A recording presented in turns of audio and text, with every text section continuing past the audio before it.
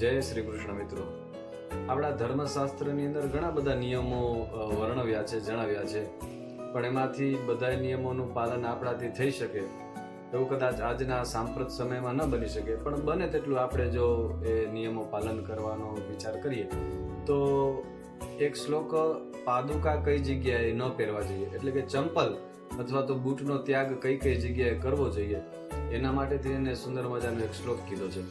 પણ એ શ્લોક વર્ણવું એનાથી પહેલા જો તમે અમારી યુટ્યુબ ચેનલ ઉપર પહેલી વખત આવ્યા છો અથવા તો સબસ્ક્રાઇબ નથી કર્યું તો અમારી યુટ્યુબ ચેનલ અને ઇન્સ્ટાગ્રામ આઈડી નિર્મલ મહારાજ ઓફિશિયલ એને ફોલો અને સબસ્ક્રાઇબ કરજો.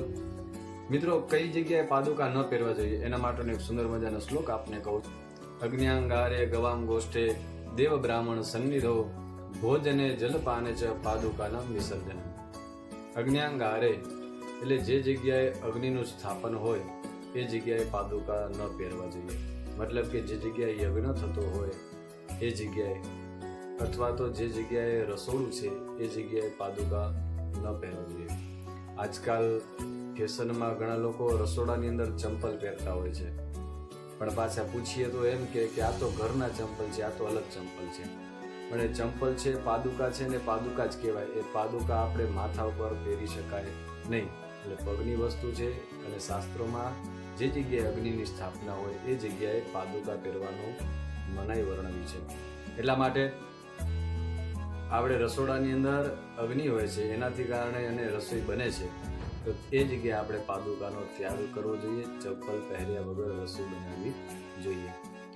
યજ્ઞશાળા ત્યાં પણ આપણે અગ્નિ હોય ત્યાં પણ પાદુકાનો ત્યાગ કરવો જોઈએ. પછી કીધું ગવામ ગોષ્ઠે, એટલે જે જગ્યાએ આપણે ગાય બાંધતા હોઈએ, ગાયોની સેવા કરતા હોઈએ અથવા તો ગૌશાળા હોય એ જગ્યાએ આપણે પાદુકા ન પહેરવા જોઈએ.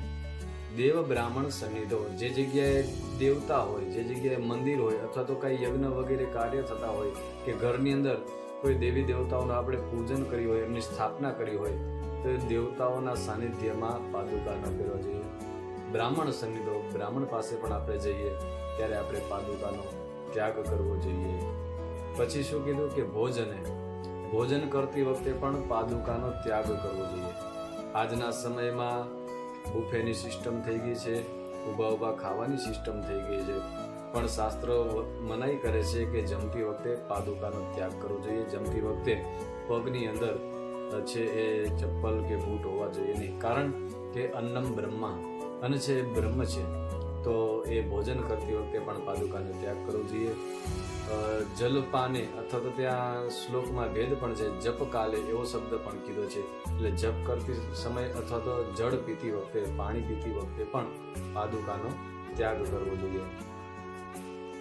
ભોજને જપકાલે છે પાદુકાના વિસર્જન. તો આટલી જગ્યાએ મિત્રો આપણે ચપ્પલ છે કે બૂટ છે, પાદુકા છે, એનો ત્યાગ કરવો જોઈએ અને બની શકે તો આ નિયમોનું પાલન કરવું જોઈએ. દરેક નિયમોનું પાલન થઈ જ શકે એવું નથી હોતું, પણ સમય અનુસાર જો આપણા જીવનની અંદર કંઈક ભગવત કૃપા પ્રેરણા થાય તો આ નિયમોનું પાલન કરવું જોઈએ. જય શ્રી કૃષ્ણ.